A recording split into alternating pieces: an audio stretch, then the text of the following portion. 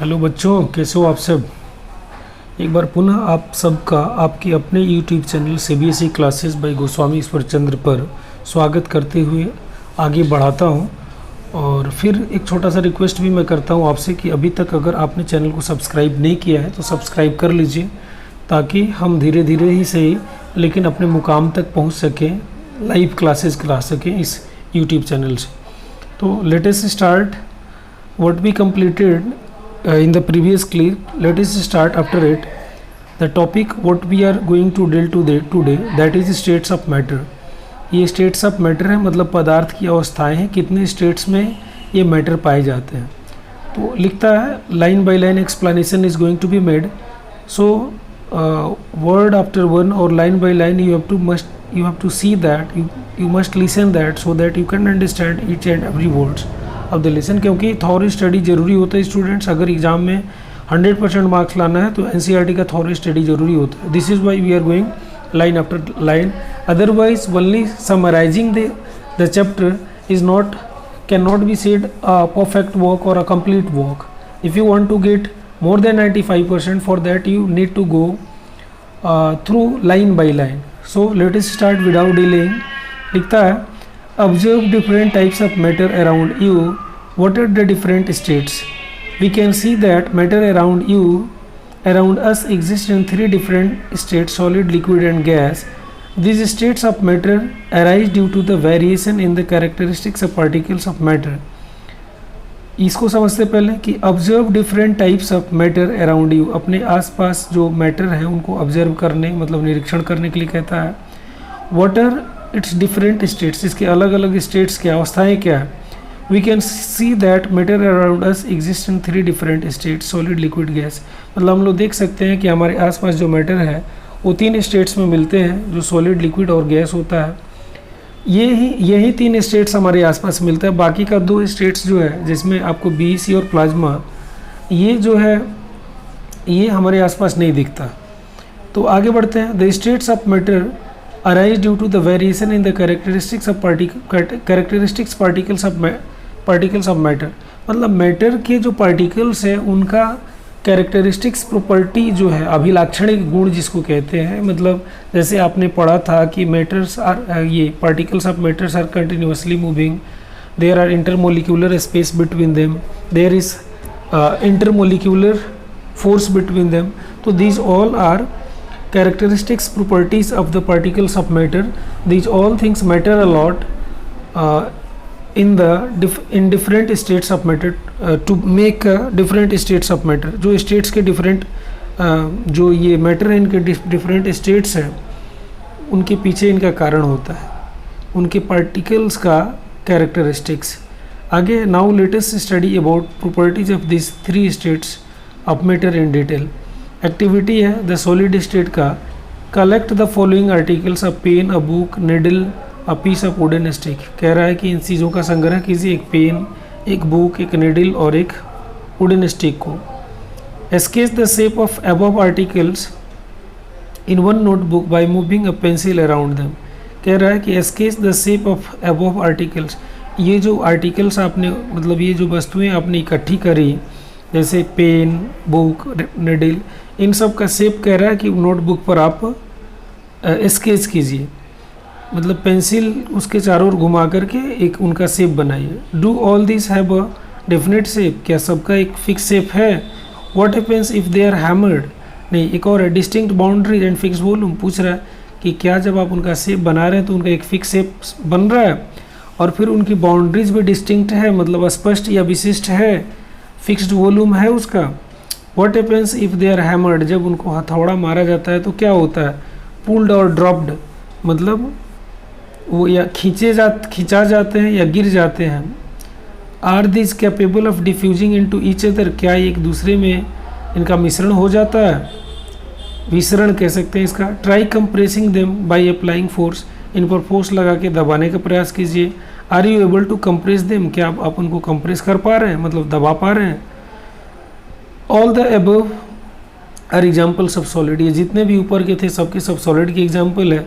We can observe that all these have a definite shape, distinct boundaries and fixed volumes and is have negligible compressibility Solids have a tendency to maintain their shape when subjected to outside force. Solids may break under force, but it is difficult to change their shape, so they are solid. So they are rigid.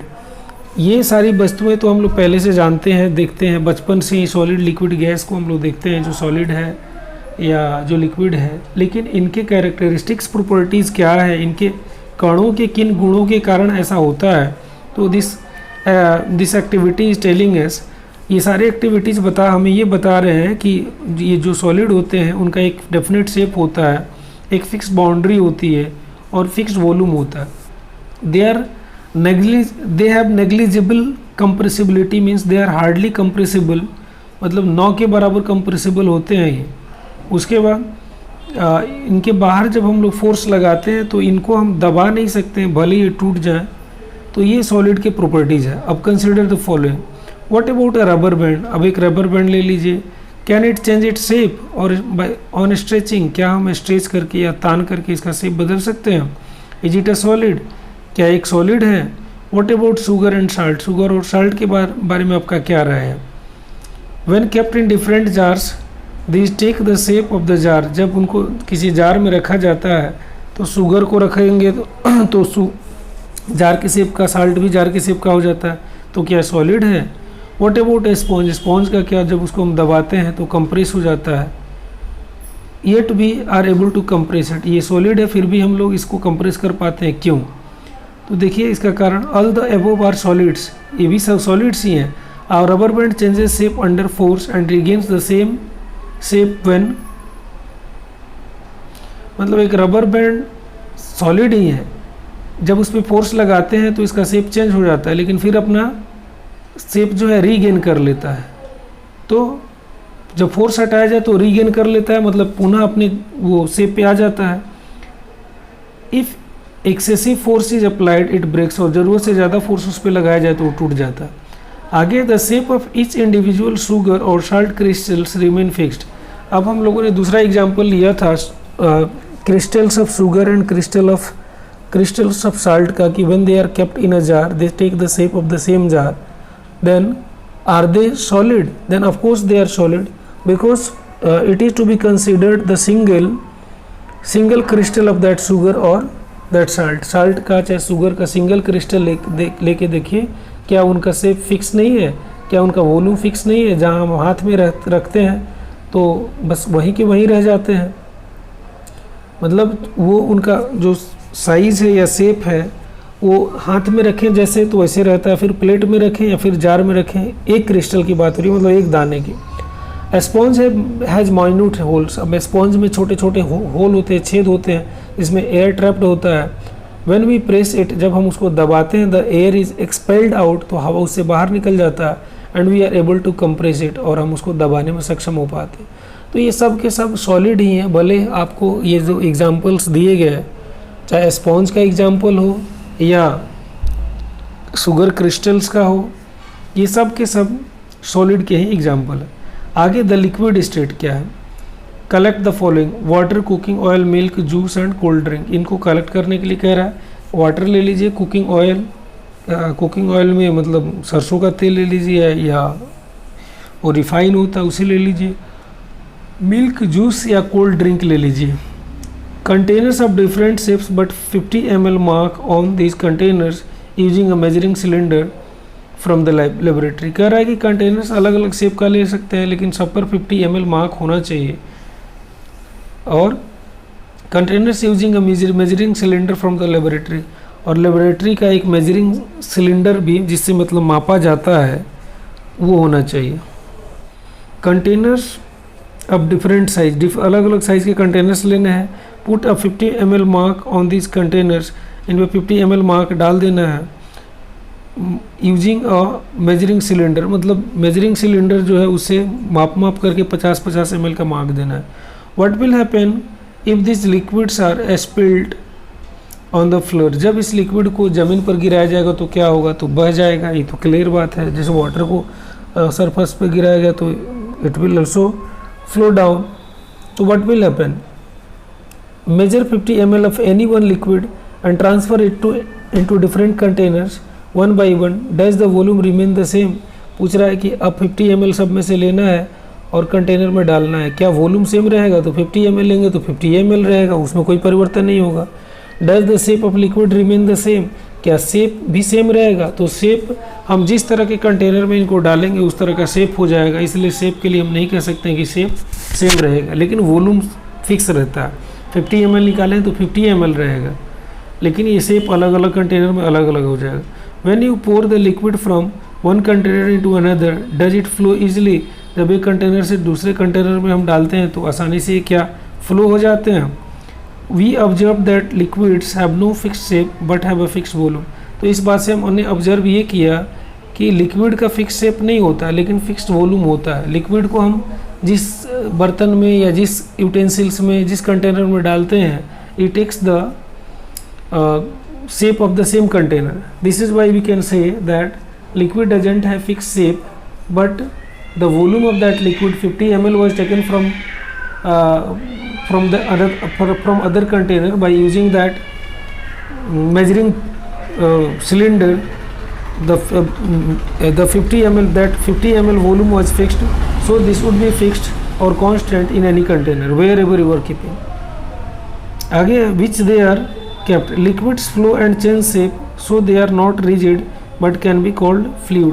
अब ये जो liquid है ये इनका shape तो change होता रहता है और ये इनमें फ्लो भी होता है, मतलब इनमें बहाव होता है, इसलिए ये रिजिड नहीं होते हैं और इनको फ्लूइड भी कहा जा सकता है। आगे refer to activities 1.45 where we saw the solids and liquids can diffuse into liquids.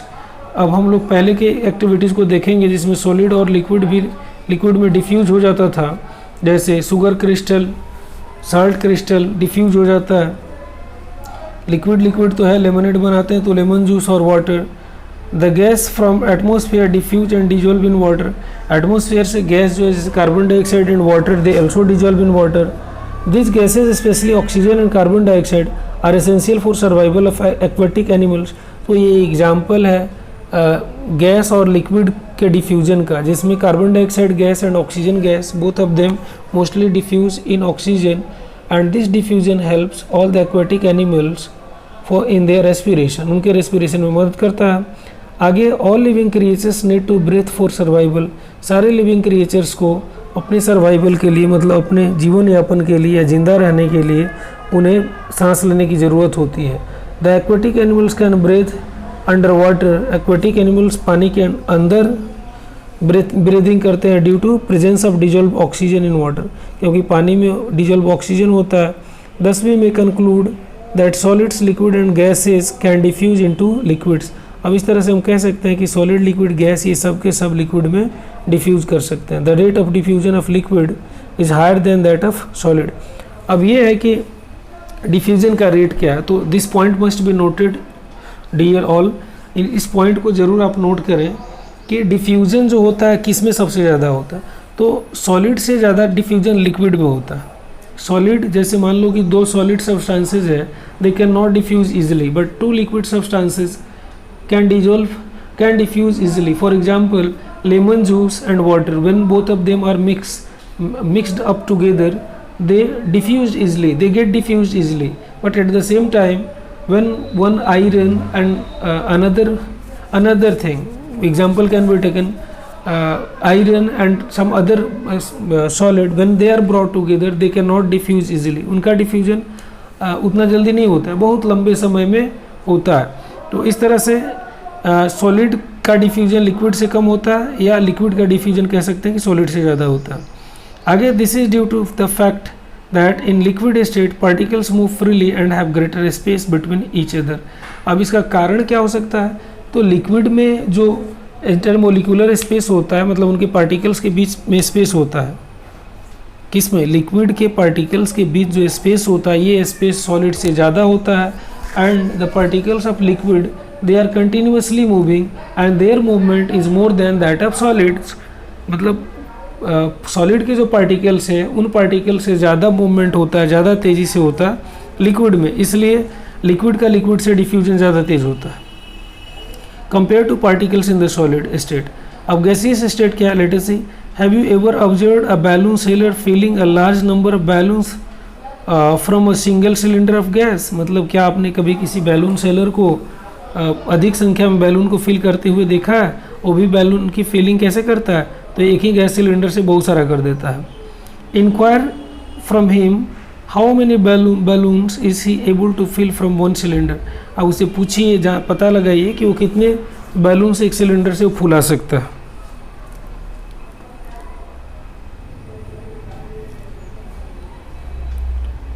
आगे take 300 ml syringes and close their nozzles by rubber cork। कह रहा है कि 100 ml का सिरिंज लीजिए और इसे नोजल से क्लोज देयर नोजल्स, और इसके मुंह को बंद कर दीजिए बाई रबर कॉर्क, रबर के कॉर्क से इसको बंद कर दीजिए।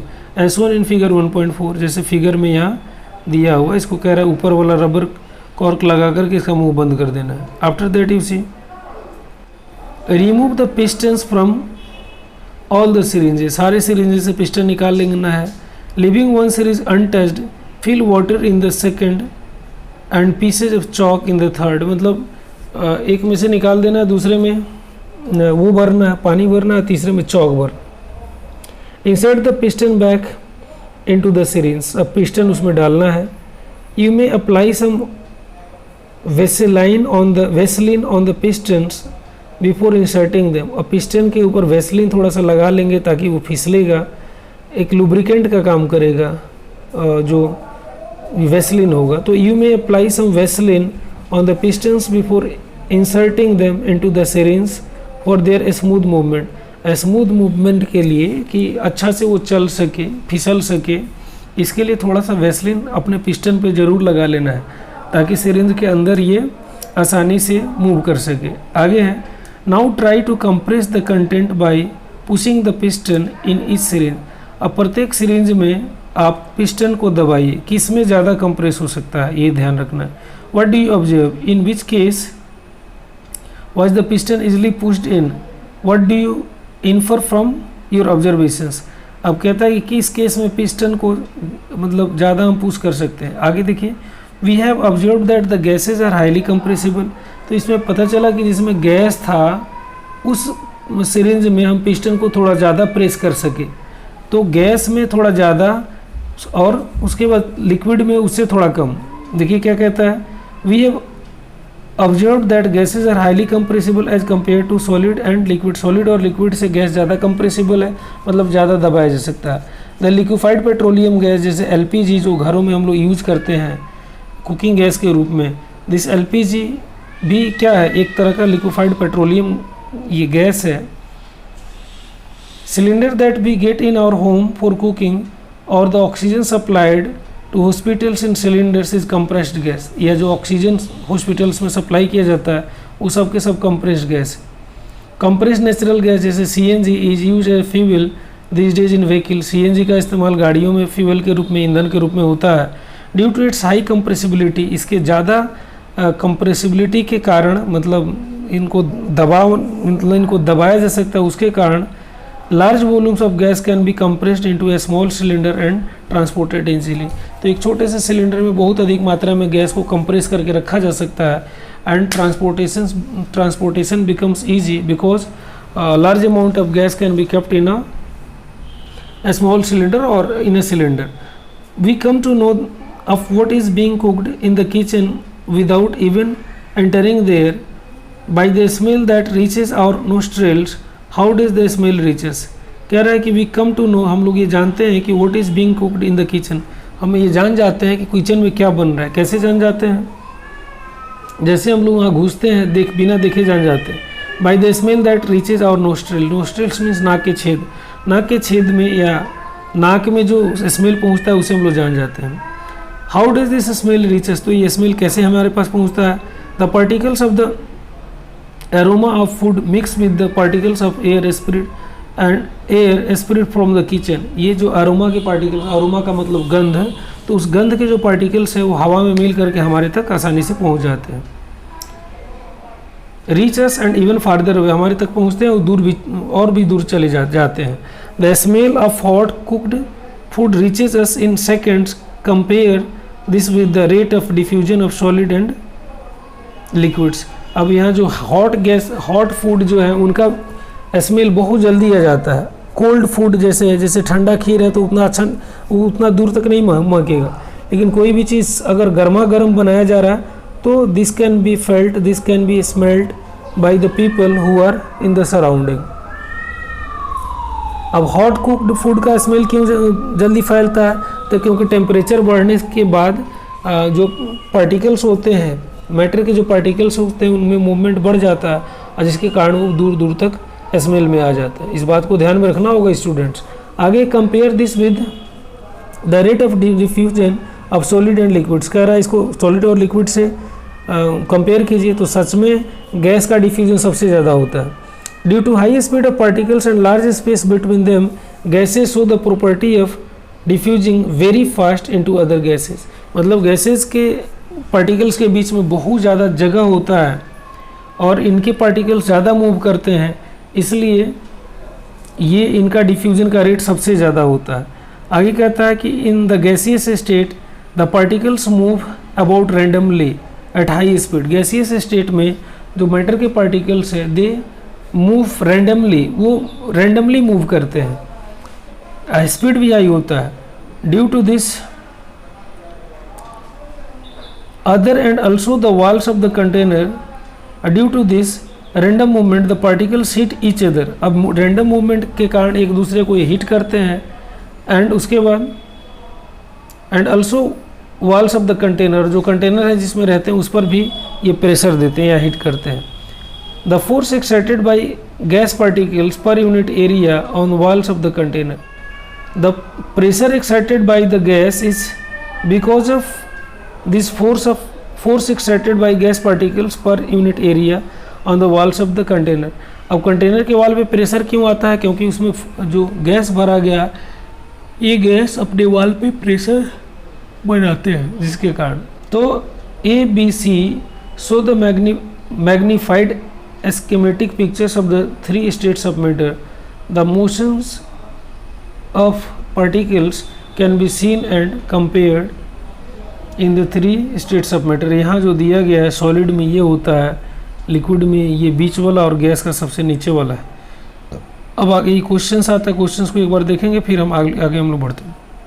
पूछता है कि can matter change its state, क्या मैटर अपना अवस्था बदल सकता है? तो of course solid can become liquid. For example ice is a solid, when it is heated it becomes liquid. Once again when liquid is heated up to 100 degree Celsius or up to a given temperature it starts becoming vapor and finally the whole water changes into vapor। तो इस तरह से as all know from our observation that water cannot exist in three states of matter।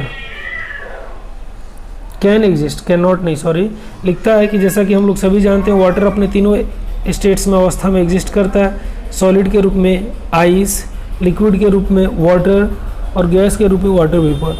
What happens inside the matter during changes of state. जब ये state changes होते हैं तो क्या होता है उस मैटर के अलावा, इसको हम लोग समझते हैं। What happens to the particles of matter during the change of states. अब मैटर के पार्टिकल्स में क्या चेंज होता है जब स्टेट्स चेंज होता है इन मैटर का जो अवस्था बदलता है। How does the change of state take place. अब स्टेट जो चेंज होता है वो कैसे होता है? We need answers to this questions isn't it। चलिए इस क्वेश्चंस का आंसर देते हैं। आगे है कि start heating the beaker on a low flame. इसमें कुछ मटेरियल लेने को कहता है। अब अभी इसी पेज में हम लोग हैं। कहता है effect of change of temperature. Change of temperature के कारण भी स्टेट चेंज होता है। जैसे take about 150 gram of ice in a beaker. यह जो दिया हुआ है कि take 150 gram of ice in a beaker, एक बीकर में 150 ग्राम आइस ले लीजिए and suspend a laboratory thermometer so that its bulb is in contact with the ice. अब कह रहा है इसमें लेबोरेटरी थर्मोमीटर डालिए ताकि थर्मोमीटर का जो बल्ब है, बल्ब मतलब मेटालिक टिप उसके अंदर रहे। उसके बाद आइस को वाटर में और वाटर को वाटर वेपर में कन्वर्ट करने का ये प्रोसेस है। आगे है state by overcoming the forces of attraction between the particles as this heat energy is absorbed by the by ice without showing any rise in temperature, मतलब जो हीट जो है एब्जॉर्ब हो जाता है और उसमें कोई टेम्परेचर भी नहीं शो करता है। It is considered that it gets hidden into the contents of beaker and is known as latent heat. यही लेटेंट हीट है। लेटेंट हीट क्या है कि जब स्टेट चेंज होता है, जैसे लिक्विड से सॉलिड, सॉलिड से लिक्विड बन रहा है, जैसे आपने आइस क्रिस्टल्स लिए, उसको कहीं किसी बर्तन में रख दिए और उसमें एक थर्मामीटर डाले, अब उसको हीट देना शुरू किए। जैसे आप हीट देना शुरू करेंगे तो पिघलना शुरू होगा और कुछ समय तक हीट लगेगा उसको पूरा का पूरा सॉलिड को पिघलाने में, पूरा का पूरा आइस पिघलाने में। लेकिन टेम्परेचर जो थर्मामीटर का है 0 डिग्री से नहीं बढ़ेगा। अब 0 डिग्री से कब बढ़ेगा? तो जब पूरा का पूरा आइस क्यूब लिक्विड हो जाएगा तब 0 डिग्री से टेम्परेचर अप होगा। तो जब हम बिगिनिंग मतलब शुरू में जब उसको हीट दिए थे और जब तक पूरा का पूरा वो सॉलिड आइस जो था लिक्विड नहीं बना, इसके बीच जो हीट कंज्यूम हुआ उसको तो थर्मामीटर ने नहीं दिखाया। तो उस हीट को थर्मामीटर ने नहीं दिखाया, इसका मतलब वो हीट कहाँ गया? तो वो हीट छिप गया, गायब हो गया। कौन चीज़ में कंज्यूम हो गया, कौन चीज़ में उसका उपभोग हो गया? तो अवस्था चेंजिंग में, मतलब मैटर का जो सॉलिड स्टेट था उसको कम्प्लीटली लिक्विड स्टेट में बदलने में वो हीट कंज्यूम हो गया and that heat is not shown by thermometer. This is why that heat is known as hidden heat और लेटेंट हीट। इसी हीट को हम लोग लेटेंट हीट कहते हैं, जिसके बारे में किसी के द्वारा पूछा गया था, मैंने एक्सप्लेन भी किया था और आप इसे समझ सकते हैं। फिर एक बार सुन करके दूरा करके सुनेंगे, you can understand it 100%, I hope. The word latent means hidden. Latent का मतलब होता है छिपा हुआ। The amount of heat energy that is required to change 1 kg of solid into liquid at atmospheric pressure at its melting point is known as latent heat of fusion। अब fusion का latent heat क्या है? तो बताता है कि the amount of heat मतलब heat की का वह मात्रा that is required to change, जो ज़रूरी है क्या चेंज करने में? 1 kg सॉलिड को लिक्विड में एटमॉस्फेरिक प्रेशर में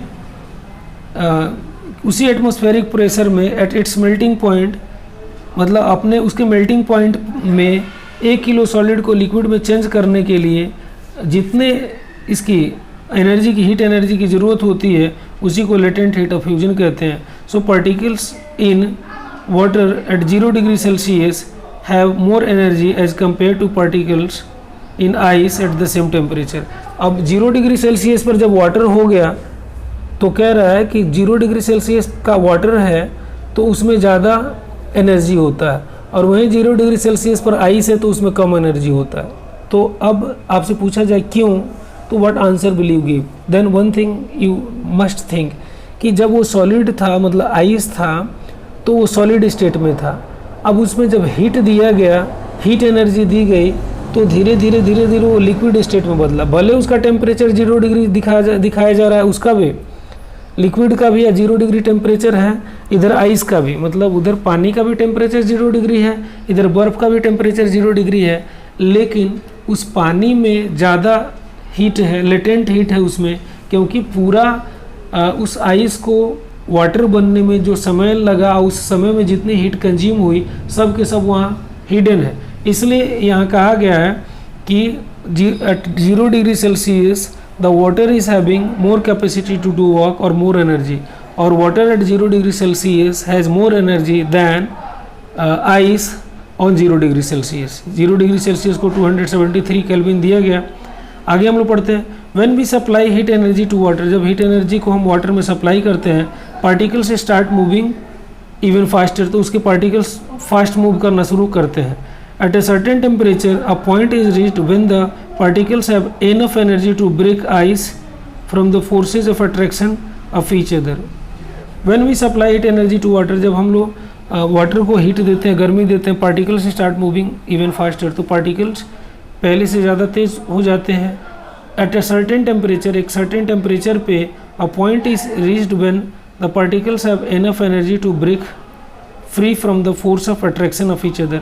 अब एक सर्टेन टेम्परेचर पे ये जो पार्टिकल्स होते हैं जो एक दूसरे से बंधे हुए होते थे, जब बंधे हुए थे वो एक दूसरे से अलग हो जाते हैं। At this temperature the liquid start changing into gas, और इस टेम्परेचर पर अब लिक्विड गैस में चेंज होने लगता है। और लेकिन टेम्परेचर जब भले वो लिक्विड गैस में चेंज होने लगे, लेकिन टेम्परेचर बढ़ता नहीं है। कब तक टेम्परेचर उतना ही रहेगा, जब तक कि पूरा का पूरा लिक्विड गैस में चेंज ना हो जाए। तो यहाँ भी हीट जो है कंज्यूम हुआ, मतलब एक समय तक एक गिवन टाइम पीरियड में पूरा का पूरा लिक्विड गैस में चेंज हुआ, तो उस टाइम पीरियड का जो हीट दिया गया वो कंज्यूम हुआ लेकिन शो नहीं हो रहा है, तो उसी को हिडन हीट कहते हैं। हिडन हीट कहेंगे या लेटेंट हीट कहते हैं। The temperature of which a liquid starts boiling at the atmospheric pressure is known as boiling point. अब बॉइलिंग पॉइंट क्या है, तो this is a temperature on which a liquid starts boiling. एक liquid boil करना शुरू कर देता है, उसको बॉइलिंग पॉइंट कहते हैं। Boiling is a bulk phenomenon. Boiling bulk phenomenon है, सबका बॉइलिंग एक साथ होता है। Particles from the bulk of the liquid gain enough energy to change into the vapour state. अब उनके पास पर्याप्त एनर्जी हो गई रहती है, अब वो लिक्विड से वेपर स्टेट में भी चले जाते हैं। For water the temperature is 373 kelvin. कैसे, तो 100 डिग्री सेल्सियस ये बॉइलिंग पॉइंट है वाटर का, तो इसको केल्विन में बदलेंगे तो 273 जोड़ देते हैं। केल्विन निकालने का फॉर्मूला है K is equal to 273 plus C में 273 जोड़ दीजिएगा तो केल्विन निकल जाएगा। आगे है, can you define the latent heat of vaporisation, do it in the same way as we have defined the latent heat of fusion. मतलब ये जब सॉलिड से लिक्विड में बदला तो लेटेंट हीट का जो डेफिनेशन था वही डेफिनेशन यहाँ भी होगा, लेकिन यहाँ होगा कि this is a hidden heat which is consumed by that matter while changing from liquid to gaseous state। तो लिक्विड से गैसियस स्टेट में बदलने में जो वो हीट कंज्यूम होता है उसी को हम लोग ये कहते हैं लेटेंट हीट ऑफ वेपराइजेशन कहेंगे। Particles in steam that is water vapour at 373 kelvin have more energy than water at the same temperature. अब 100 डिग्री सेल्सियस पर जो टेम्परेचर से पानी है, 100 डिग्री सेल्सियस पे वाटर है और 100 डिग्री सेल्सियस पे वेपर है, तो vapour is having more energy because that vapour is having latent heat और hidden heat. This is because particles of steam have absorbed extra energy in the form of latent heat of vaporisation. अब latent heat of vaporisation के कारण उस water vapour में ज़्यादा से ज़्यादा energy आ गया है। तो इस तरह से हम कह सकते हैं कि सॉलिड स्टेट को हीट देने के बाद लिक्विड स्टेट, फिर हीट देने के बाद गैसियस और फिर कूलिंग करने के बाद ये गैसियस से लिक्विड और लिक्विड से सॉलिड हम लोग प्राप्त कर लेते हैं। आगे इसमें we infer that the state of matter can be change into another state by changing the temperature. So by giving temperature और by changing temperature we can change the states of matter one after another. Means one state can be change into another state right from solid to liquid to gas. We have learned that substances around us change state from solid to liquid and from liquid to gas on application of heat. हम लोगों ने अपने ये पढ़ा कि हमारे surroundings में जो ऑब्जेक्ट्स हैं या जो सब्सटेंसेज है उनको जब हीट दिया जाता है तो सॉलिड से लिक्विड, लिक्विड से गैस में चेंज हो जाते हैं। लेकिन एक चीज़ और है कि डायरेक्ट सॉलिड से गैसियस स्टेट में चला जाता है और गैसियस स्टेट से डायरेक्ट सॉलिड में चला जाता है, वो क्या है?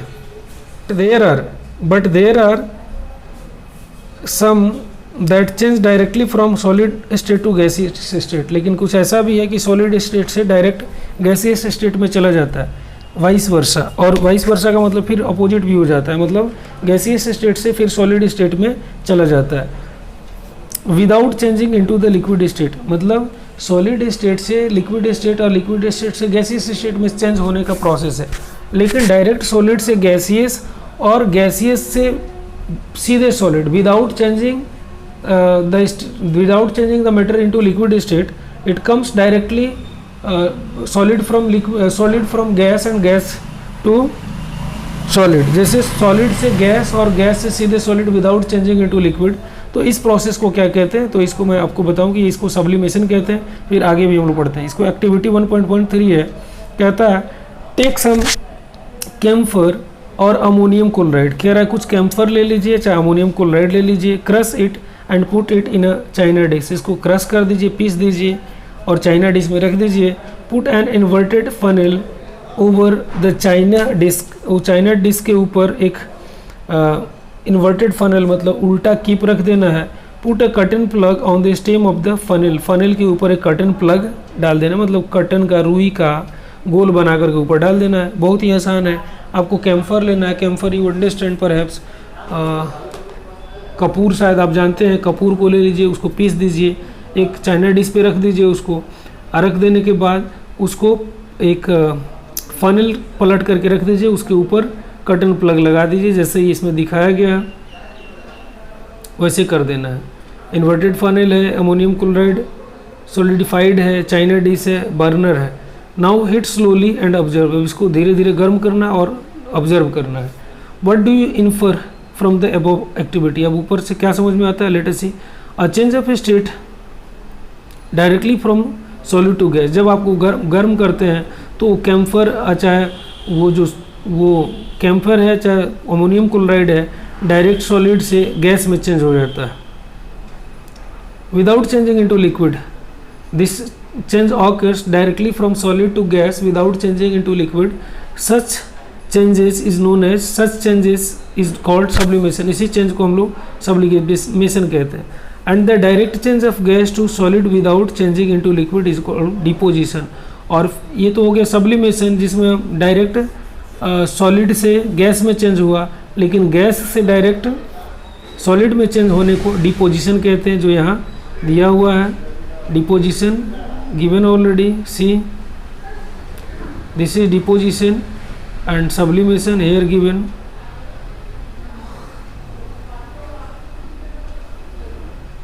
This is sublimation. Sublimation मतलब सॉलिड से डायरेक्ट गैस में चेंज हो जाना without changing into liquid. Without changing into liquid when a matter changes directly from solid to gas is called sublimation, but at the same time when, या आप ये कह सकते हैं कि when that gas changes into solid without any changing into liquid, that is called deposition। मतलब gas से अब बिना लिक्विड में चेंज हुए सीधे सॉलिड में चेंज हो जाना डिपोजिशन कहलाता है। आगे है effect of change of pressure. Effect of change of pressure, pressure का प्रभाव चेंज पर क्या होता है, let us see. We have already learned that the difference in various states of matter is due to the difference in distances between the constituent particles. कह रहा है कि हम लोग पहले ही पढ़ चुके हैं कि अलग अलग स्टेट्स में अंतर होने का एक कारण ये भी है कि उनके पार्टिकल्स के बीच में गैप होता है। Difference in the distance between the constituent particles, जो पार्टिकल्स उन्हें बनाए हैं उन पार्टिकल्स के बीच जो डिस्टेंस है, उस डिस्टेंस में डिफरेंस होने के कारण भी स्टेट में फ़र्क होता है, और इतने 3 तरह के स्टेट्स होते हैं। What will happen when we start putting pressure and compress a gas, क्या होगा जब हम गैस को प्रेशर और कंप्रेस करना शुरू कर दें। तो late us see what will happen in enclose cylinder, मतलब बंद सिलेंडर में हम प्रेशर देना शुरू करें, उनको दबाव देना शुरू करें, तो उस प्रेशर से क्या होगा, प्रेशर और कंप्रेशन से क्या होगा। Let us see will the particles come closer, क्या पार्टिकल्स क्लोज आएंगे। Do you think that increasing और decreasing the pressure can change the state of matter, क्या आपको लगता है कि इस तरह से अगर हम प्रेशर बढ़ाएं, उनको कंप्रेस करें, तो मैटर का जो स्टेट है वो चेंज हो जाएगा। आगे दिखता है, यहाँ एक दिया हुआ भी है कि पिस्टन है, सिलेंडर है, उसमें पिस्टन डाला गया और उसको दबाया जा रहा है। तो दबाने के बाद धीरे धीरे तो पार्टिकल्स कांटेक्ट में आते हैं, एक दूसरे के और करीब आते हैं, जो उनके बीच का जो स्पेस होता था पार्टिकल्स के बीच वो कम हो जाता है। आगे पूछता है कि क्या वो सॉलिड में कन्वर्ट हो जाएगा। देखिए इसको क्या कहता है, applying pressure and reducing temperature can liquefy gases. अब जो गैसेज होते हैं उन गैसेज को पर प्रेशर अगर हम बढ़ाएं, प्रेशर देते हैं और टेम्परेचर घटाते हैं तो गैसेज लिक्विफाई हो जाते हैं, मतलब लिक्विड स्टेट में आने लगते हैं। तो गैस तो जो गैसियस स्टेट में था अब लिक्विड स्टेट में आने लगा, इसका मतलब स्टेट चेंज हुआ। जैसे आपका एलपीजी है, जब उसको आप खोलते हैं तो बाहर गैसियस फॉर्म में होता है, लेकिन सिलेंडर के अंदर लिक्विड फॉर्म में होता है। It means in that cylinder a lot of pressure has been put over there and compression is also there. This is why that gaseous form has been changed into liquid form. But when the pressure is reduced by knobbing it out, जब उसको knob out किया जाता है, मतलब जब gas को बाहर निकाला जाता है, नॉब डाउन किया जाता है, तो या नॉब आप ऊपर उठाते हैं तो गैस बाहर, वो लिक्विड जो है गैस के रूप में कन्वर्ट होकर के बाहर निकलता है। लिखता है कि have you heard of solid carbon dioxide, क्या आपने कार्बन डाइऑक्साइड का सॉलिड के फॉर्म के बारे में सुना है? It is stored under high pressure, solid ये हाई प्रेशर पर स्टोर किया जाता है। Solid CO2 gets converted directly into gaseous states on decrease of pressure to 1 atmosphere. कह रहा है कि ये सॉलिड कार्बन डाइऑक्साइड को गैसियस स्टेट में लाया जाता है जब प्रेशर को घटा करके 1 एटमॉस्फेरिक प्रेशर पे लाया जाता है, without coming into liquid state, बिना लिक्विड स्टेट में आए हुए सीधे सॉलिड से गैसियस में आ जाता है। This is the reason that solid carbon dioxide is also known as dry ice, और यही कारण है कि सॉलिड कार्बन डाइऑक्साइड को ड्राई आइस कहते हैं। Thus we can say that pressure and temperature determine the state of a substance whether it will be solid, liquid or gas। तो इस नतीजे पे हम लोग आते हैं कि pressure and temperature these both things determine the state of a substance, whether the substance is in liquid state or liquid, solid or gaseous state, it depends upon also on the temperature and pressure and temperature also determine these things। यहाँ दिया हुआ है solid का fusion liquid में होता है और liquid का ये सॉलिडिफिकेशन होकर के सॉलिड हो जाता है, फिर लिक्विड को वेपराइज करके गैस बनाया जाता है, गैस का कंडेंसेशन होता है तो लिक्विड होता है, फिर सॉलिड से डायरेक्ट गैस में without changing into liquid, solid से डायरेक्ट गैस में चेंज होना सब्लिमेशन है, और गैस को डायरेक्ट सॉलिड में चेंज होना मैंने बिना लिक्विड हुए उसको हम लोग डिपोजिशन कहते हैं। Now question answers are given here. इसको convert the following temperature into Celsius scale, Celsius scale में बदलना है तो केल्विन में 273 जोड़ देते हैं, सेल्सियस में बदलना है तो केल्विन में बदलने के लिए 273 जोड़ देते हैं सेल्सियस में। जैसे 100 डिग्री सेल्सियस को केल्विन में बदलना होगा तो 273 उसमें जोड़ देंगे तो 373 kelvin is equal to 100 degree Celsius. अगला पॉइंट है इवेपोरेशन, तो this point will be covered in the next clip, and I hope and believe that you will be watching these videos and you have understood these all, and coming video also will be helpful for you. So let us wind it up right now and hope for the next clip. But once again I would like to make a small request. I would like to request you to subscribe the channel. You also subscribe it and share it among your friends so that more subscriptions can be obtained, and more subscriptions will provide us the facility to go with the live streaming or live classes. Thanks a lot. See you again.